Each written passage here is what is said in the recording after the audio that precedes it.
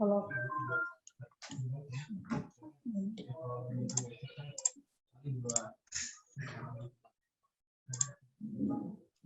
Oke, apakah sudah terlihat? Ya, sudah terlihat. Bagaimana Dewan Juri, apakah suaranya sudah bagus dan sudah tampil layak?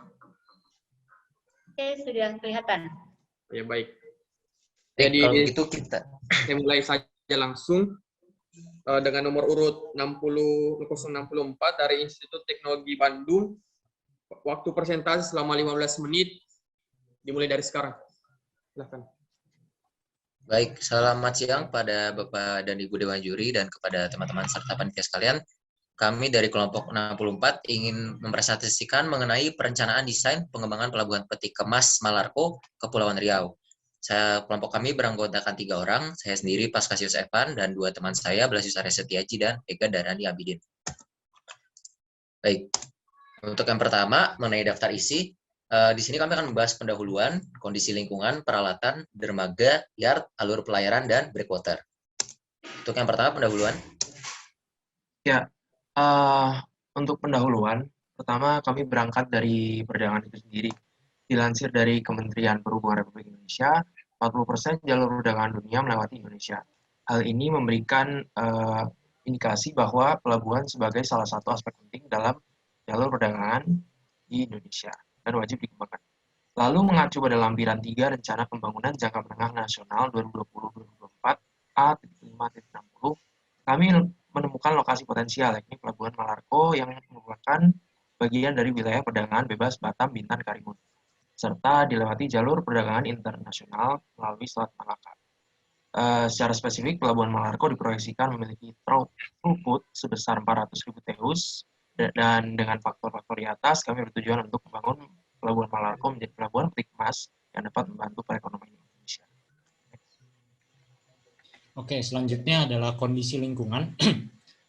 Yang pertama adalah gambaran umum, di mana Pelabuhan Malarko terletak pada koordinat yang dapat dilihat, masih berada pada tahap awal pembangunan, di mana hanya memiliki causeway dan trestle pada awalnya. Selanjutnya adalah gelombang. Gelombang merupakan salah satu faktor penting dalam perencanaan pelabuhan, khususnya tinggi gelombang signifikan dan arah gelombang dominan. Data gelombang diambil dari data sekunder atau dari ECMWF, kemudian diolah untuk mendapatkan tinggi gelombang signifikan periode ulang 50 tahun yang dapat dilihat pada tabel berikut. Next. Selanjutnya adalah visualisasi wave frost dari tahun 2010 sampai 2020. Dan dapat disimpulkan bahwa arah gelombang dominan setiap tahun berasal dari arah timur laut dan juga tenggara. Next.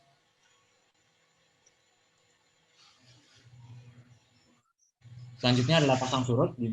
Pasang surut digunakan untuk menjadi acuan kedalaman alur pelayaran dan juga elevasi struktur dermaga. Pasang surut diambil dari naut type dan diolah untuk mendapatkan elevasi penting, seperti terlihat pada flowchart berikut. Boleh next. Berikut merupakan data-data elevasi penting yang sudah diolah. Oke, next. Selanjutnya adalah batimetri yang digunakan untuk acuan kedalaman alur pelayaran. Data batimetri ini diambil dari Batnas dan divisualisasikan dengan aplikasi server. Boleh next. Selanjutnya ada sedimen, khususnya sedimen dasar laut, dapat menjadi salah satu pertimbangan dalam perencanaan desain pelabuhan. Peta persebaran ini diambil dari Kementerian ESDM, dan dapat disimpulkan bahwa jenis sedimen pada Pelabuhan Malarko yaitu pasir dan lanau. Baik, selanjutnya akan dibahas mengenai peralatan. Yang pertama adalah alat bongkar muat dan alat penumpukan dari peti kemas. Pertama, alat bongkar muat. Di sini kami akan menggunakan spesifikasi dari Liber berupa ship to shore crane dengan spesifikasi sebagai berikut. Kemudian kami olah sedemikian rupa dengan referensi dari buku perancangan pelabuhan karya Bambang Triatmojo. Di sini kami menemukan bahwa akhirnya kapasitas satu crane itu sekitar 198.000 box per STS crane per tahun. Di sini box-box peti kemas. Selanjutnya, alat penumpukan yang kami gunakan pada container yard adalah RTGC. Dengan sumber yang sama dari liber.com dan perhitungan yang sama, kami menemukan kapasitas satu RTGC ini 169.050 box per tahun. Nantinya kedua perhitungan ini akan berguna dalam perhitungan dermaga. Selanjutnya, dermaga. Di sini kami akan membahas dari dimensi terlebih dahulu. Dimensi ditentukan dari pemilihan kapal yang akan tambat. Di sini kami menargetkan kapal 10.000 DWT dengan spesifikasi dari buku Torrenson. Di sini untuk spesifikasi kapalnya dapat dilihat pada tabel di sebelah kanan. Kemudian akan dihitung panjang berdasarkan rumus International Maritime Organization menggunakan LOA dari kapal 10.000 DWT dan ditemukan panjang dermaga itu 299 meter dengan asumsi jumlah tambatan 2. Kemudian untuk lebarnya sendiri menggunakan referensi yang sama dari Torrenson, ditemukan akhirnya lebar apron atau lebar dermaganya itu menjadi 52,5 meter. Di sini luas dermaga dapat ditemukan menjadi 15.697,5 meter persegi. Yang selanjutnya, tidak lupa juga elevasi permukaan dermaga. Di sini pertimbangannya adalah tinggi gelombang signifikan tertinggi periode ulang 50 tahun pada arah northeast atau timur laut, dan highest water spring, serta adanya freeboard untuk berjaga-jaga. Di sini kami menemukan elevasi permukaan dermaga dari MSL harus bernilai minimal 3,6141 meter.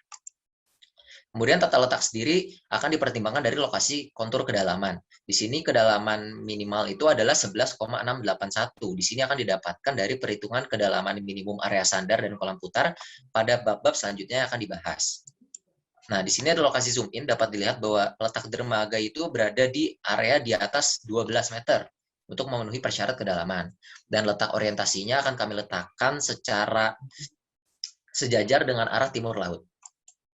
Baik, selanjutnya dari kapasitas penanganan peti kemasnya, maaf sedikit terpotong slide-nya. Di sini akan menggunakan peti kemas yang ditangani per minggu dulu. Di sini nilai-nilainya bisa dilihat pada tabel dan ditemukan bahwa dermaga akan menangani 6.000 teus per minggu. Kemudian akan dihitung dari jumlah kapal peti kemas yang tambat per minggunya. Di sini dengan referensi dari buku Torrenson, kami menggunakan rumus SCS. Nah, di sini untuk faktor SBCS sendiri, kami harus mencari persentase bongkar muat. Dari data statistik Port of Singapore yang diolah, kami menemukan bahwa persentase bongkar muat itu 42,5% dari keseluruhan box yang ada dalam kapal, sehingga ditemukan nilai 256 box. 256 box ini akan diolah sehingga menemukan SCS atau jumlah kapal peti kemas yang tambat per minggu sebanyak 24 kapal per minggu. Selanjutnya dihitung juga total waktu yang dibutuhkan kapal peti kemas untuk kegiatan bongkar muat. Di sini variabelnya bisa dilihat pada tabel dan ditemukan bahwa kapal itu akan melakukan kegiatan bongkar muat 5,8 jam. Nah, kemudian dicari juga waktu total STS crane-nya bekerja per minggu. Di sini ditemukan bahwa 140.000 jam adalah waktu STS crane bekerja dalam 1 minggu. Nah, kemudian tidak lupa untuk menemukan kapasitas dermaga secara keseluruhan akan diperhitungkan bor dan BTP dari dermaga peti kemas. Di sini dengan referensi dari Torrenson, kita menggunakan number of berth-nya 2, sehingga syarat minimum yang harus dipenuhi adalah 40%, dan batas atasnya adalah 50%. Nah, di sini dapat dilihat dalam perhitungan bor bahwa akhirnya kami menemukan 41%. Ini mengindikasikan bahwa pelabuhan sudah layak dan kondisi dermaganya tidak terlalu padat. Kemudian yang terakhir adalah BTP atau berth throughput-nya yang dihitung dengan rumus sebagai berikut dari buku perancangan pelabuhan karya Triatmojo. Ditemukan akhirnya nilai BTP itu 1.160 box peti kemas per panjang dermaga per tahun. Dan data BTP ini akan diolah menjadi nilai throughput akhirnya adalah kapasitas terpasang dermaga yang dijadikan setelah boxnya itu dikonversi kepada teus menjadi 555.000 teus per tahun. Ini mengindikasikan bahwa prasyarat rencana 400.000 teus itu dipenuhi dari sisi perancangan dermaganya. Dan berikut adalah visualisasi peletakan dermaganya.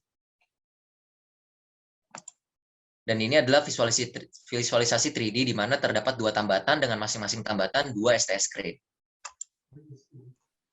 Ya, berikutnya akan dibahas mengenai yard. Pertama kali kita harus tahu mengenai jenis peti kemas yang masuk. Ada 3, yang pertama peti kemas standar 1 TEU, kemudian 2 TEU, dan peti kemas non-standar 2,4 TEU. Dengan hasil perhitungan di bawah. Next. Ya, setelah mengetahui volume peti kemas yang akan dilayani, maka digunakan persamaan sebagai berikut untuk mengetahui luas dengan variabel-variabel seperti berikut. Next. Dan dari hasil tersebut dibagi lagi dari jumlah total itu menjadi impor dan ekspor, di mana impor merupakan 50% dan ekspor 50%, dan ditemukan hasil yakni 15,93 hektar luasannya. Next. Setelah mengetahui luasan primary yard, maka akan dihitung luasan total lapangan keseluruhan dengan rincian yakni primary yard, container freight station, lapangan peti kemas kosong, dan luas lapangan fasilitas lainnya. Dan ditemukan luas lapangan secara keseluruhan yaitu 24,51 hektar. Next. Berikutnya akan masuk ke kapasitas primary yard. Dari luasan yang sudah ada, maka kita dapat menemukan panjang dan lebar dari primary yard itu sendiri, yang dengan panjang 598 meter dan lebar 266,43 meter. Next. Dengan layout seperti demikian, kurang lebih, maka dapat ditentukan yakni adanya 21 blok penumpukan peti kemas dengan per bloknya memiliki slot sebanyak 210 peti kemas. Next. Ya, dari perhitungan tersebut maka didapati yakni sebanyak 4.426 slot peti kemas dan ditumpuk lagi menjadi 5 menjadi 22.130 TEUs. Next. Dengan menggunakan nilai dwell time sebesar 7 hari untuk impor, maka dapat ditentukan kapasitas lapangan penumpukan peti kemas per tahun, yakni sejumlah 1.153.921 TEUs per tahun. Dan sebagai validasi akhir, ditentukan kapasitas RTGC pada lapangan peti kemas per tahunnya, sejumlah 21 RTGC dan dengan jumlah 3.550.050 box per tahunnya. Next. Berikut merupakan visualisasi dari primary yard dan lapangan-lapangan lainnya. Next. Oke, selanjutnya adalah alur pelayaran. Alur pelayaran ini perlu dalam mendesain alur pelayaran perlu mempertimbangkan beberapa hal, yaitu untuk menentukan ukurannya, seperti lebar kapal, draft kapal, panjang kapal, elevasi penting. Elevasi penting yang menjadi acuan dalam perencanaan alur pelayaran ini adalah LWS atau lowest water spring.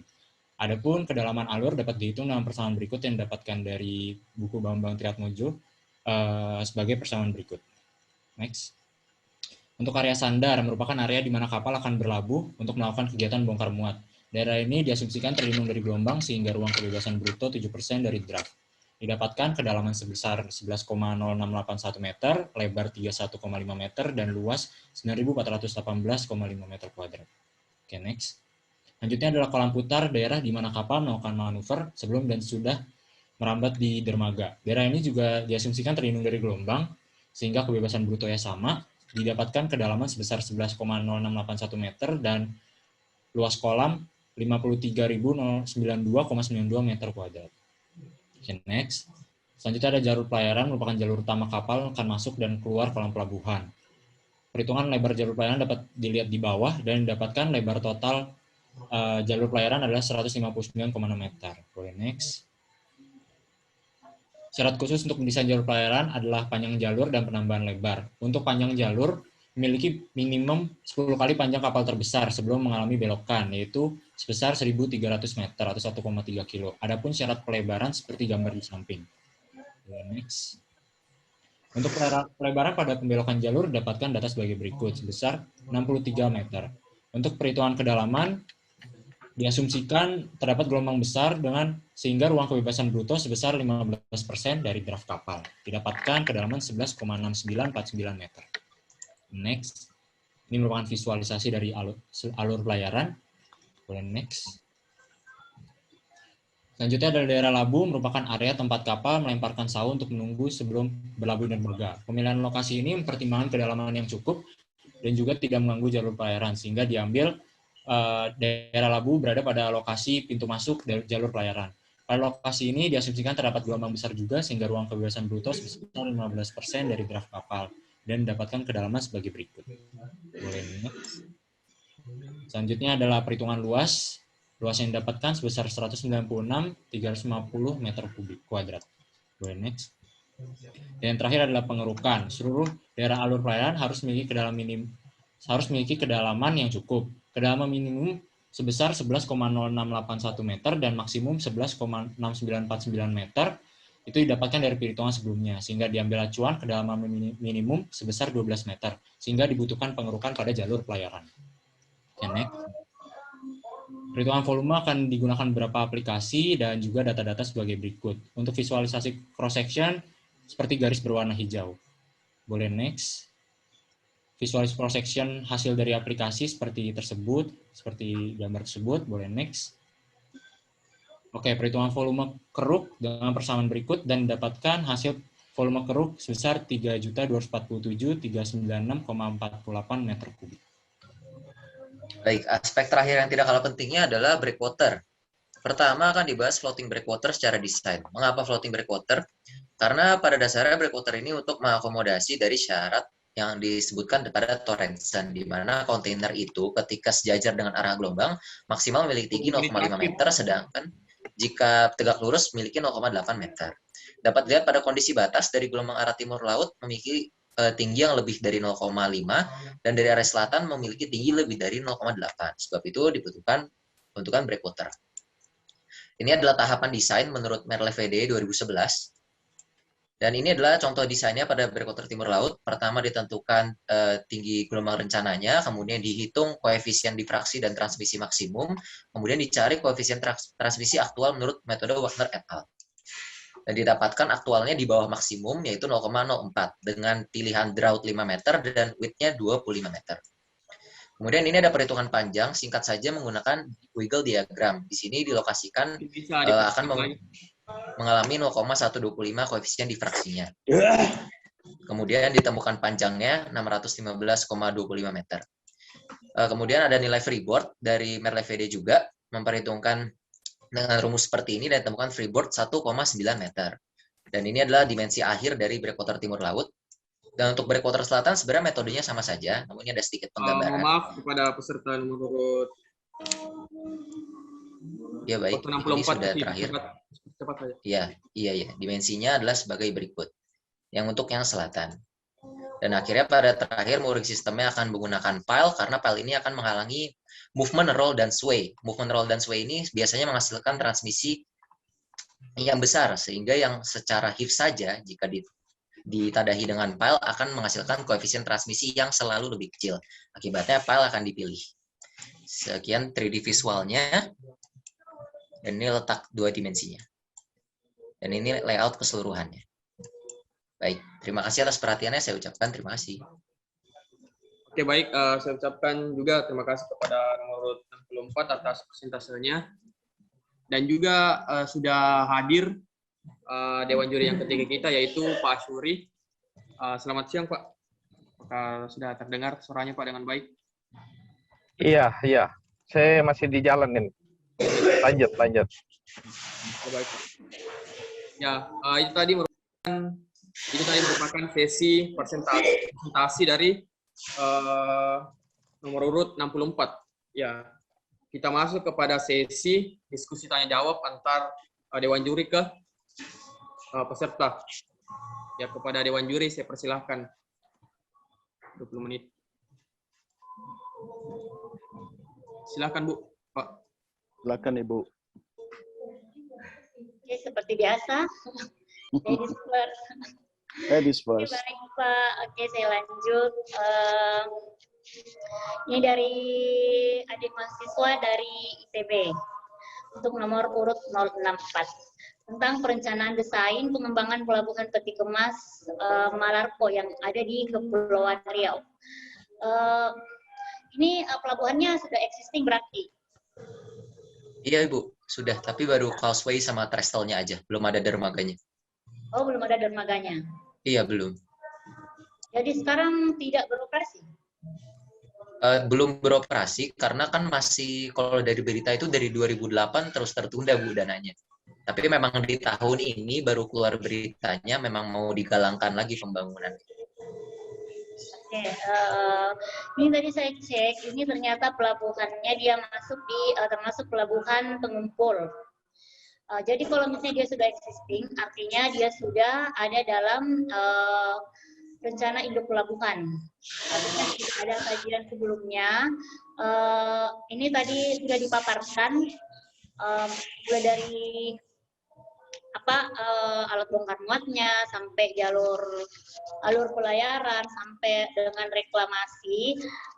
Nah, yang ingin saya tanyakan di sini, apakah adik-adik di sini sudah melakukan perbandingan dengan kajian sebelumnya, kajian pelabuhan yang ada sebelumnya dengan penelitian yang dilakukan ini?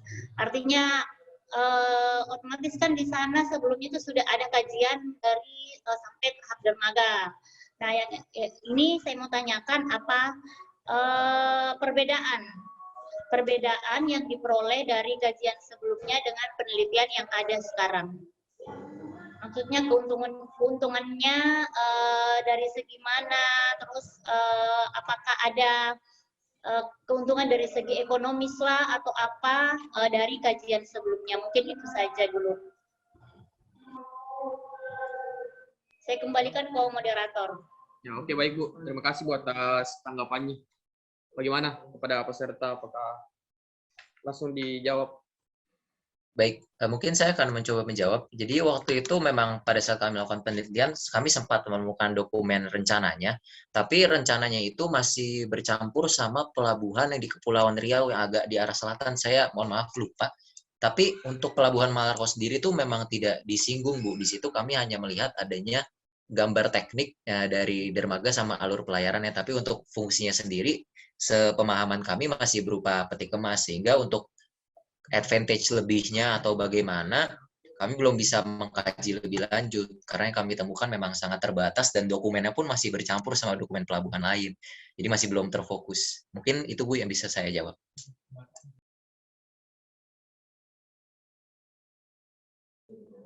Ya, itu tadi Bu jawaban dari peserta. Bagaimana Bu? Mungkin ada tanggapan lagi?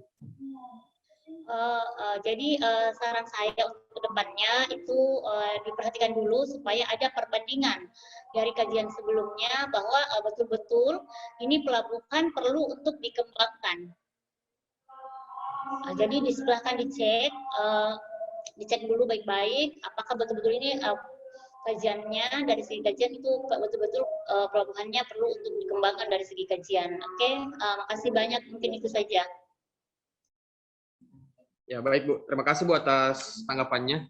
Jadi tadi dari Ibu, ya saya persilahkan kepada Bapak Edi. Mungkin ada tanggapannya Pak. Ya, saya persilahkan Pak. Mungkin ada. Baik, terima kasih banyak Pak Moderator. Data-data yang disampaikan oleh adik-adik sekalian ini sangat detail sekali.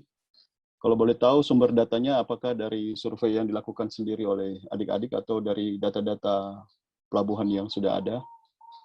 Langsung aja dijawab. Mungkin saya izin menjawab. Untuk data-datanya sendiri ini kami mengambil dari beberapa data sekunder, mungkin untuk perbandingan box, misalkan persentase box yang akan masuk ke dermaga atau ke pelabuhan itu, kami mengambil data dari Port of Singapore, pelabuhan yang cukup dekat dengan Pelabuhan Malarko, karena kami sempat mencari data juga dari Pelabuhan Batam, tapi tidak menemukan data yang cukup baik juga, jadi kami akhirnya memutuskan untuk mengambil dari Port of Singapore. Lalu untuk data-data seperti kondisi lingkungan, kami mengambil dari data-data sekunder seperti gelombang dari ECMWF, dan juga untuk pasang surut mengambil dari aplikasi Nautide. Mungkin itu saja sih Pak. Terima kasih. Oke, data apa tadi yang dari Port of Singapore? Untuk persentase peti kemas yang bakal masuk, Pak. Bakal masuk pelabuhan. Maksudnya bagaimana cara pengambilan data tersebut? Bukan apakah tidak ada pencarian data ke Dinas Perhubungan Kabupaten Provinsi Riau atau bagaimana?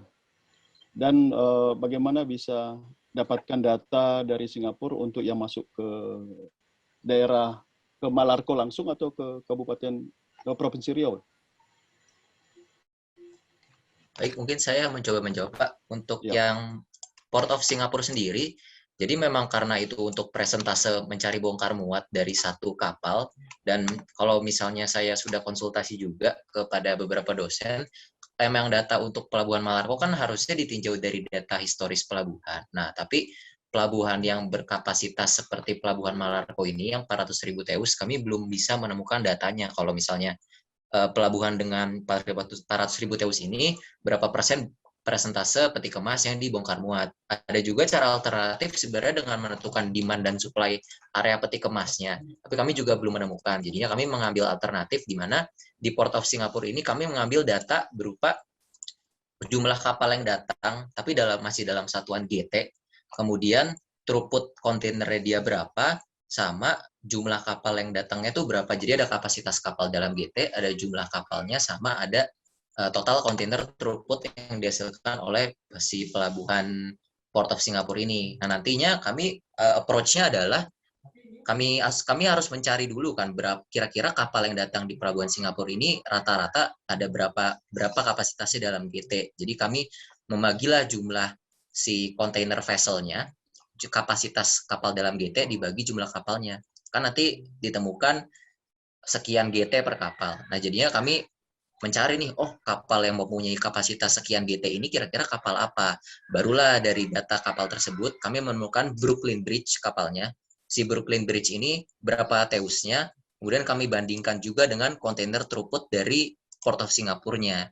Nah, jadi ditemukan perbandingan teus antara kapalnya sama perbandingan teus dari throughput Port of Singapore-nya. Jadi mengekstraksi data presentase bongkar muatnya approach-nya kurang lebih seperti itu sih, Pak.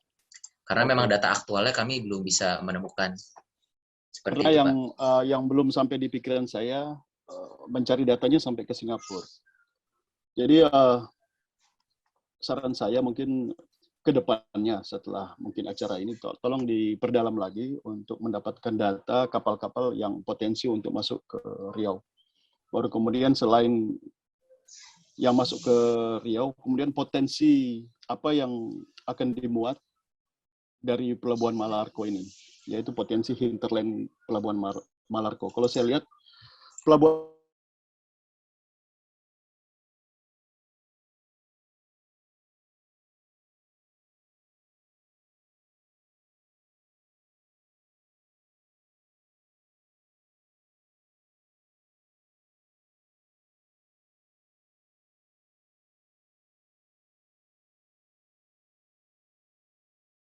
tahun berapa ini? Kalau dari penelitian kami, Pak, pas membaca berita, sebenarnya dari 2008 sampai 12, Pak. Tapi habis itu terhenti di 2012. Kenapa terhenti? Masalah dana, Pak. Dan hanya Pada terjadi permasalahan dengan trafik peti kemas ke Riau sana setelah tidak jadi atau belum jadi dibangunnya Pelabuhan Malarco ini? kalau dari sisi traffic belum ada indikasi yang menentukan sih, Pak. Jadi cuma sebatas dana saja. Oke, baik. Oke. Berikutnya saya bisa ditunjukkan layout secara keseluruhan di mana lapangan penumpukannya, di mana dermaganya, di mana breakwaternya, di mana kantor pengelolanya, dan lain-lainnya. Utilitasnya ada nggak? Oh iya ada, Pak. Ini ada PDF-nya. Boleh, saya boleh. share. Boleh lihat.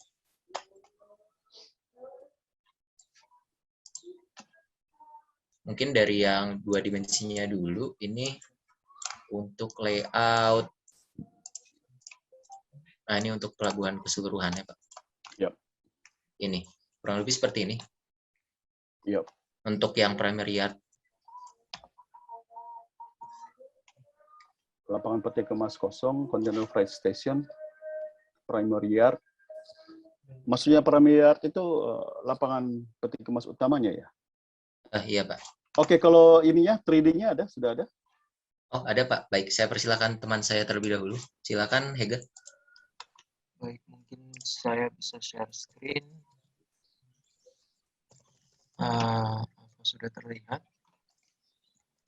Oke, ini untuk breakwater dan alur pelayaran serta dermaganya kurang lebih seperti demikian. Oke, baru kemudian trestle-nya. Untuk trestle-nya sepanjang ini. Sepanjangnya berapa trestle-nya ini? Kurang lebih sekitar 1.800 meter. Oke, cukup panjang juga. Berarti kedalaman lautnya landai di sana.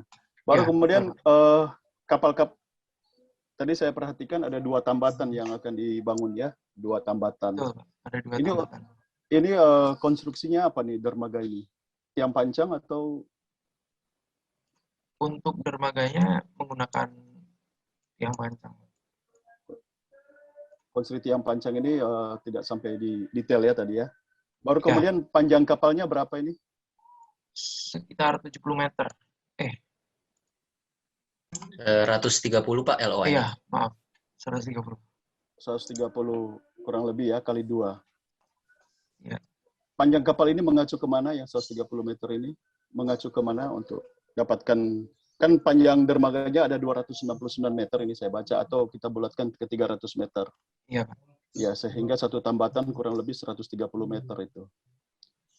Kalau dari panjang kapalnya sendiri, tadi itu mengacu dari data Port of Singapore itu, Pak. Dan ditemukan kapalnya tipe Brooklyn Bridge. Serta dari buku Torrenson juga. Oke, baik.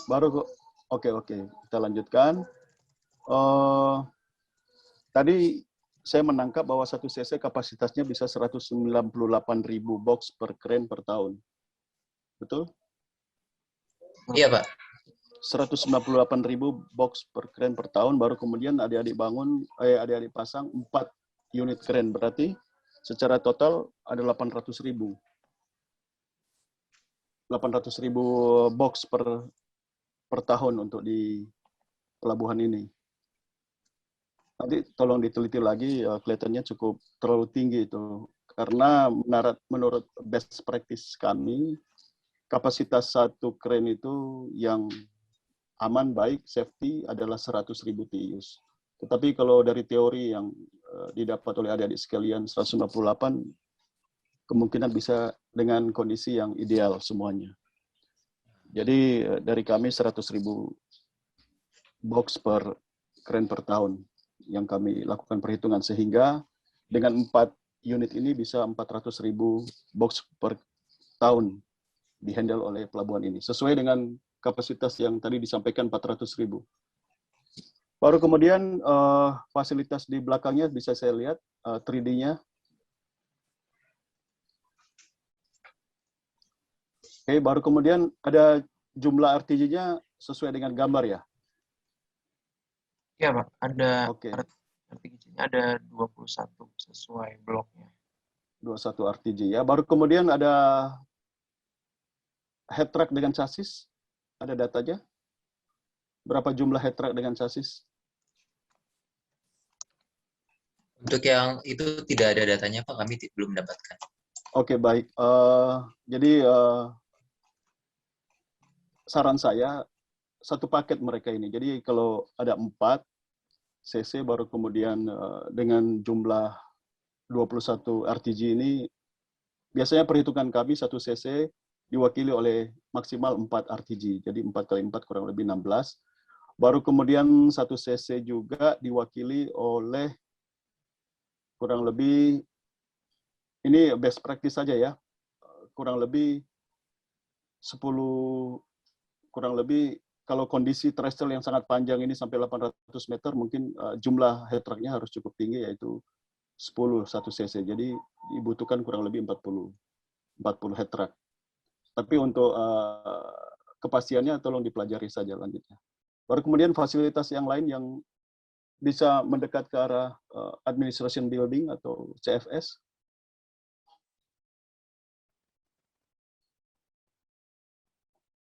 Oke, di sini saya perhatikan ada 3 gudang itu. Gudang apa saja itu?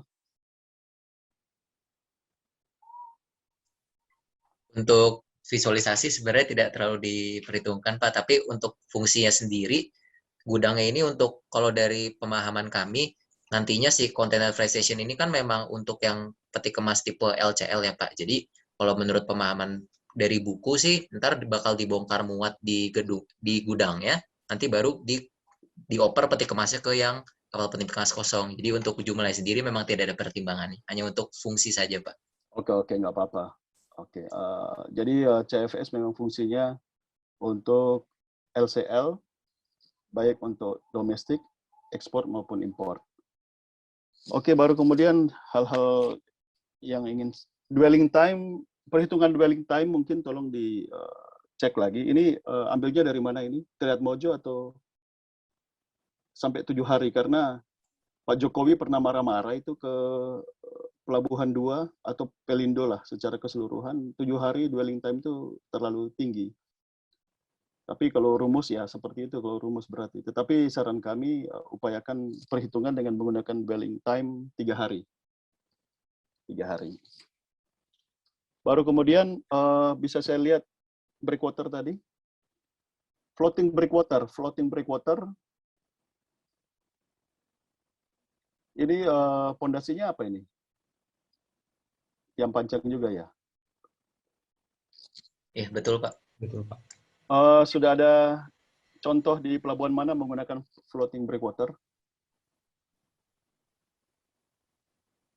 Untuk contoh sendiri, kami tidak ada referensi, Pak. Jadi kami breakwater ini referensinya dari jurnal dari luar. Jadi penggunaannya karena kedalaman yang kami bangun dermaganya cukup dalam, jadi kami akhirnya mencari inovasi seperti floating breakwater dan mencari referensi dari jurnal dari luar, Pak. Jadi untuk penggunaannya di suatu pelabuhan belum dapat referensinya. Oke, baik. Karena di Indonesia bisa dicek juga, setahu saya di Indonesia belum ada floating breakwater ini. Draft kapal yang masuk di sana berapa itu draftnya itu? Baru kalau nanti dicek, baru kemudian kalau melihat kondisi posisi breakwater dengan dermaga mungkin terlalu berdekatan ini kalau lihat dari gambar ini ya, atau dekat. Mungkin perlu digeser lagi ke kanan dengan melihat kondisi kedalaman yang ada di sana. Baru kemudian bongkar muat sampai dengan bongkar muat 6.000 TEUs per. Oh ya, ini mungkin yang cukup penting juga untuk saya ketahui, yaitu 24 kapal per minggu ya. Tadi ada presentasi 24 kapal per minggu. Berarti satu hari berapa kapal? Kurang lebih 3, Pak. 3. Tambatan kita berapa? Tambatannya 2. Nah, itu tidak masuk akal berarti. Satu hari 3 kapal, sedangkan di sini dengan panjang 130 meter, kecuali kalau kapal-kapal kecil bisa 3 kapal. Nanti tolong itu aja dicek kembali, tidak masalah. Pengerukan tadi yang didapat 3,2 juta pengerukan itu ada lokasinya nggak? Ada datanya nggak? Baru kemudian ini jenis pengerukan apa ini? Ini capital dredging atau maintenance dredging ya? Mungkin untuk jenis pengerukannya itu kalau dari rencana kami mungkin bukan maintenance dredging karena kami tidak menganalisis pergerakan sedimennya sih Pak. Jadi mungkin rencanaan awalnya saja. Jadi ini adalah capital dredging ya? Ya, waktunya sisa 1 menit terakhir Pak. Oke, baik. Sungguh banyak yang ingin saya tanyakan, tetapi waktu yang membatasi kita karena terus kita bisa sama-sama belajar dari sini. Jadi 1 menit ini bongkar muat 5,8 jam. Baru kemudian bornya 41,7%, saya rasa cukup oke. Box TEU 1, nah itu tadi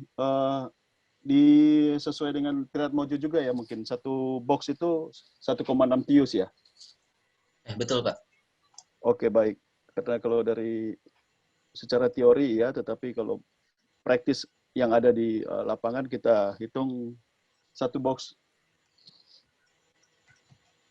Kalau 40 feet memang satu box, tapi kalau 20 TEUs, satu box itu kalau dengan TEUs berarti 2 TEUs. Oke, itu saja yang dapat kami sampaikan. Silakan dilanjut, Pak Moderator. Terima kasih banyak adik-adik sekalian atas jawabannya. Ya, terima kasih kembali Pak. Saya ucapkan kepada Pak Edi dan Ibu. Mungkin Pak Syuri ada sedikit tanggapan atau bagaimana?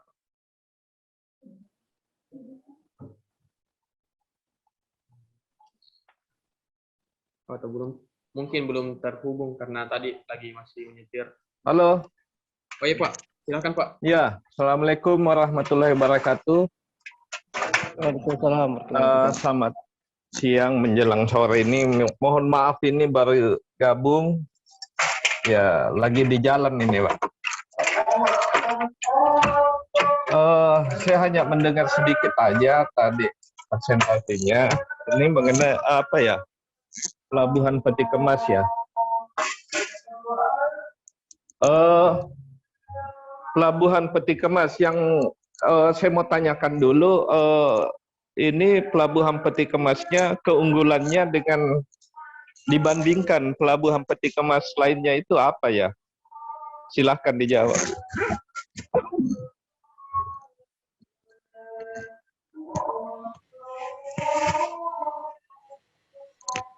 Moderator.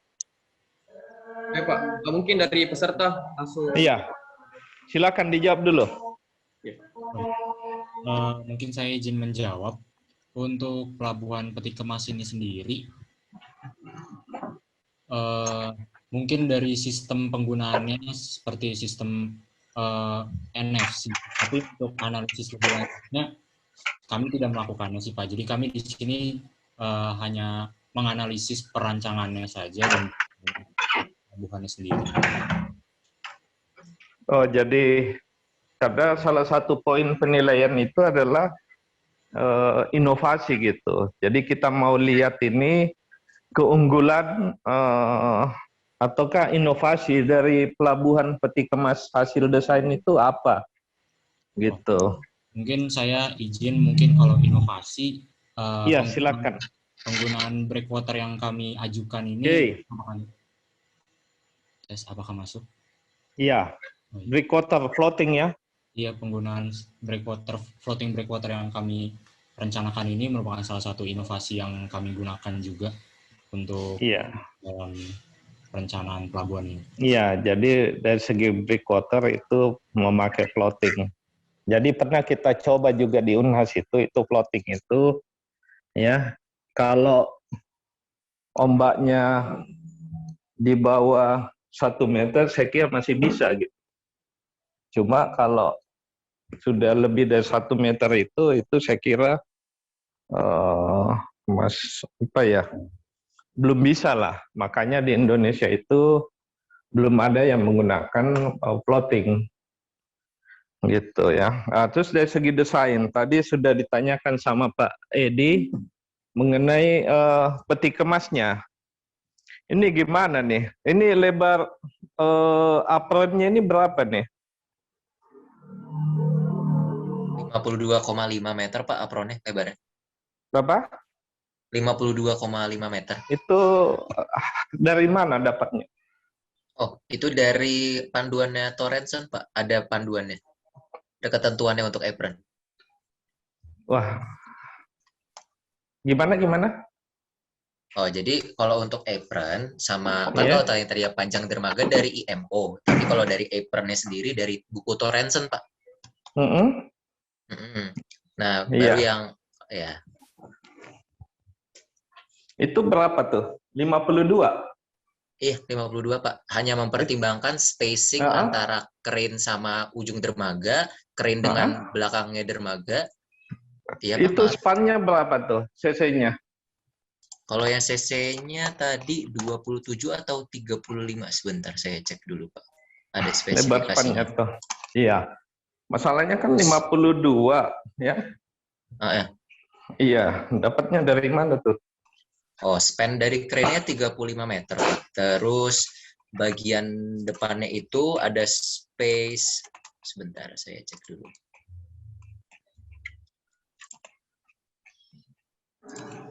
Dermaga. Oh, ini dia. Lebar apron dermaga. Ya. Jadi yang 2,5 kan lebar crane-nya 35 meter span-nya.